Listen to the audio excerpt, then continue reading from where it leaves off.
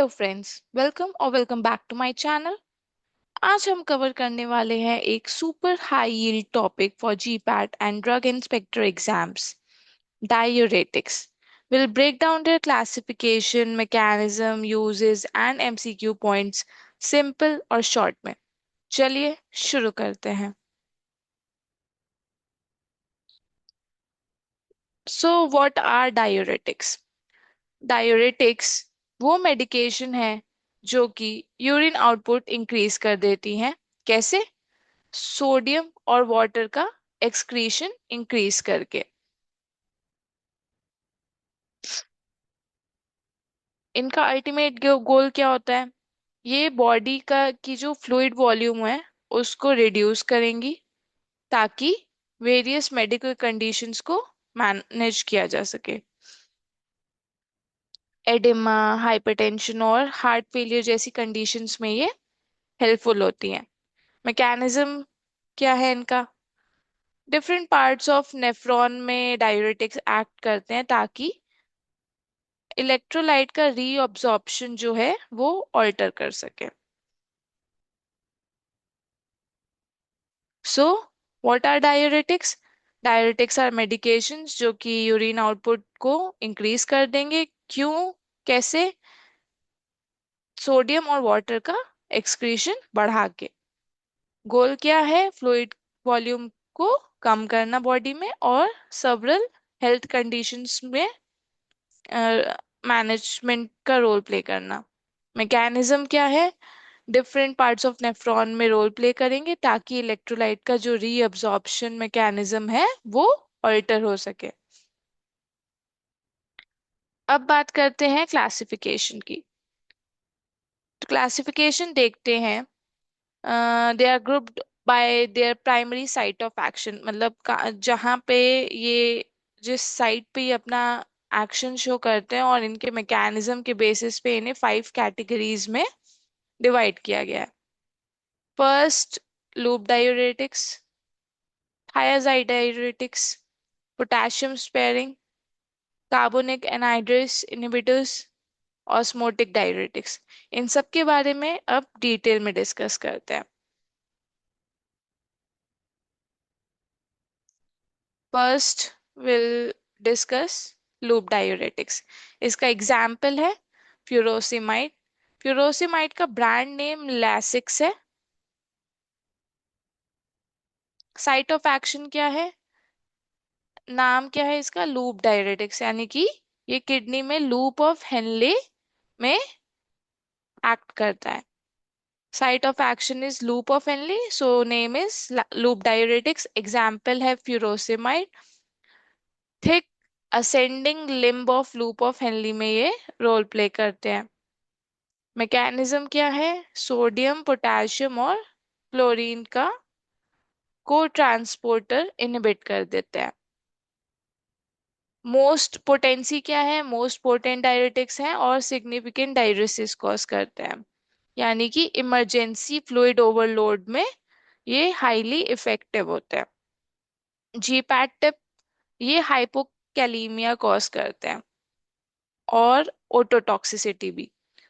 ये question MCQ में अक्सर पूछा जाता है कि which drug causes ototoxicity। So option में अगर फ्यूरोसिमाइड है, so that's the correct answer.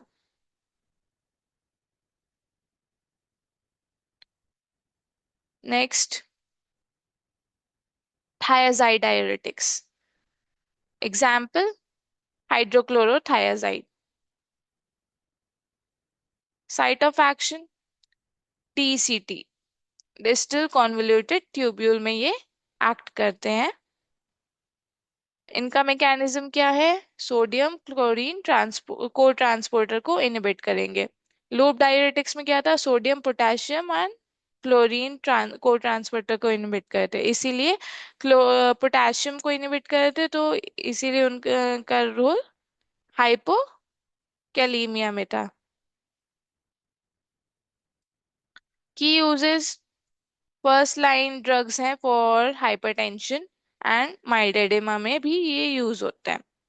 जीपैट्रिक, थायजाइड्स calcium reabsorption को इंक्रीज करते हैं, unlike loop diuretics. Next, potassium sparing diuretics. First example is spironolactone. ये अल्डोस्टेरॉन एंटागोनिस्ट है।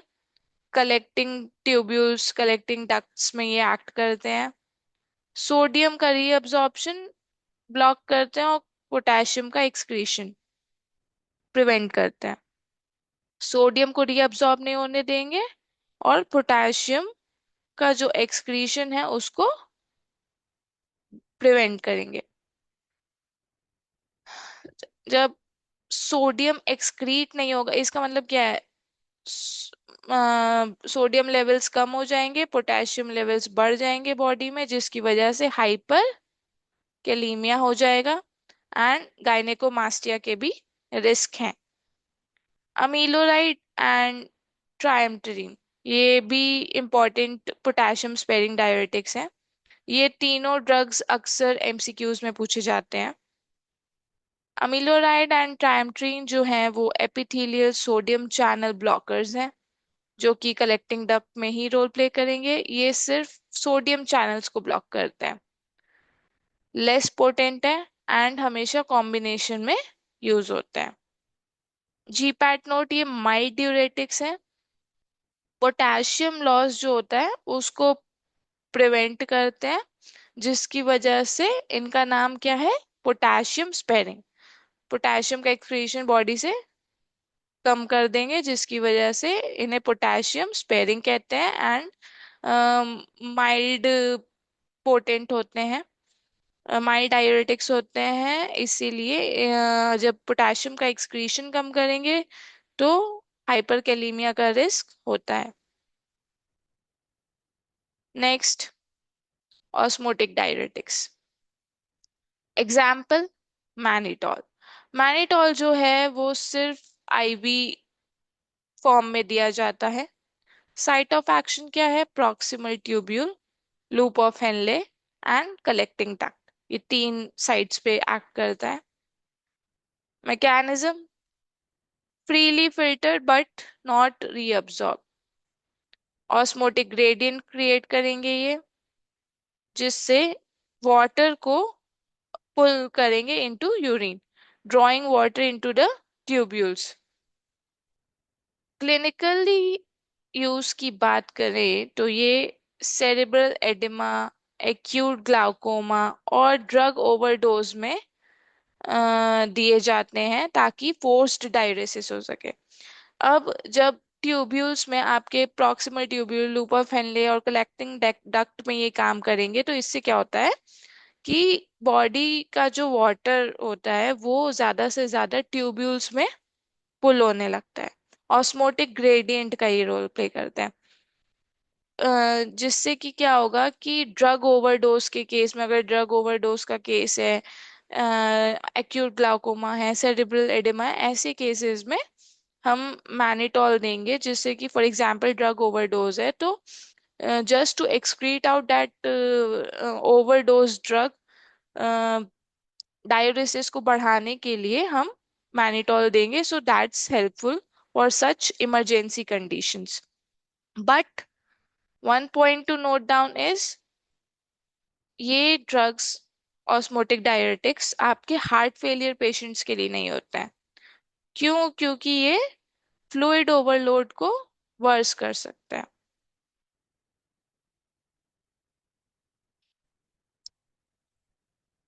Next, carbonic anhydrase inhibitors. Acetazolamide इसका example है। Site of action, proximal convoluted tubule, PCT.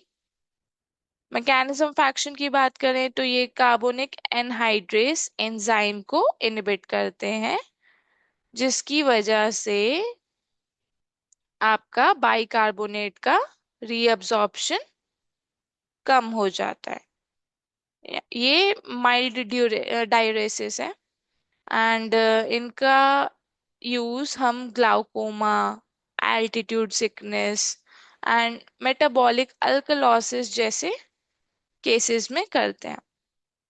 GPAT alert की बात करें तो it can cause metabolic acidosis and hypokalemia. Acetazolamide का क्या रोल है? मेटाबॉलिक एसिडोसिस कॉज कर सकते हैं और पोटेशियम लेवल्स को कम कर सकते हैं, सो हाइपोकैलेमिया कॉज कर सकते हैं। Next, we'll just compare all the diuretics. We have studied all the five diuretics. Let's quickly compare. First, loop. ये आपके कहाँ एक्ट करेंगे? Thick side, thick ascending limb में, ठीक है। Then what they do? Potassium levels की बात करें, पोटेशियम लेवल्स की बात करते हैं तो ये पोटेशियम लेवल्स को डिक्रीज करते हैं। Sodium, potassium and chlorine cotransporter को ये इनहिबिट करते हैं। यूज का होते हैं सीवियर एडिमा में। Thiazide, thiazide diuretics distal convoluted tubule DCT में एक्ट करते हैं। ये भी पोटेशियम लेवल्स को डिक्रीज करेंगे, हाइपरटेंशन कॉज करेंगे। हाइपरटेंशन में इनका रोल होता है। पोटेशियम स्पेयरिंग, कलेक्टिंग डक्ट में साइट ऑफ एक्शन है इनका। पोटेशियम लेवल्स को बढ़ा देंगे, नाम क्या है? Potassium sparing. So they spare all the potassium due to which it can lead to hyperkalemia. Use का होते हैं हाइपोकैलीमिया और हार्ट फेलियर जैसे केसेस में। Osmotic diuretics, PCT proximal convoluted tubule में एक्ट करते हैं। इनका कोई डायरेक्ट इफेक्ट नहीं है आपके पोटेशियम लेवल्स पे। यूज का होता है सेरेब्रल एडेमा के केसेस में।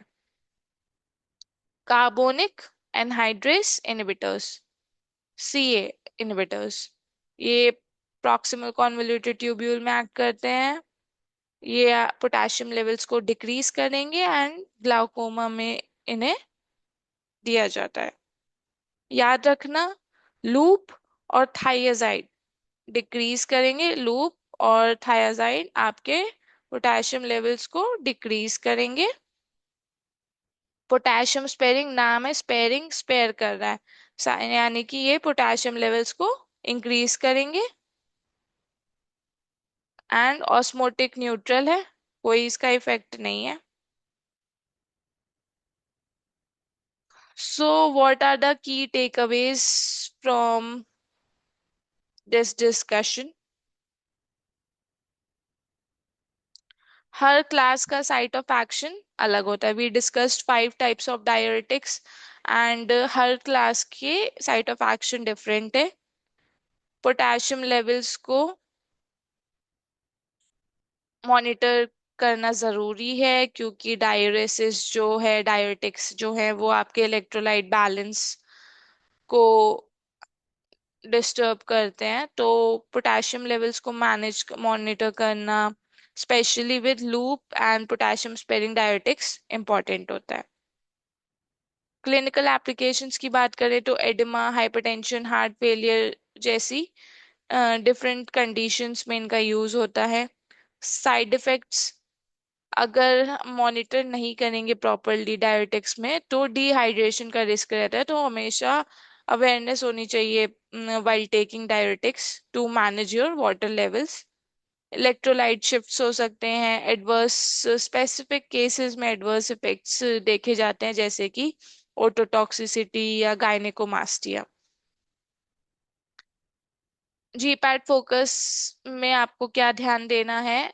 You have to understand the site of action of all different diuretic classification, mechanism of action क्या है, इनके एग्जाम्पल्स क्या हैं और इनका यूज कहाँ है। So that's all about diuretics. अगर आपको ये लेक्चर हेल्पफुल लगा हो तो please hit the like button, share this video with your friends and subscribe to my channel for more GPAT focused videos. Comment में ज़रूर बताएं कि आपको नेक्स्ट टॉपिक क्या चाहिए, and loop versus thyroid, BCA system और सेफलोस्पोरिन जनरेशंस, या कोई और टॉपिक। मिलते हैं नेक्स्ट वीडियो में। तब तक के लिए all the best for your prep. Thanks for watching.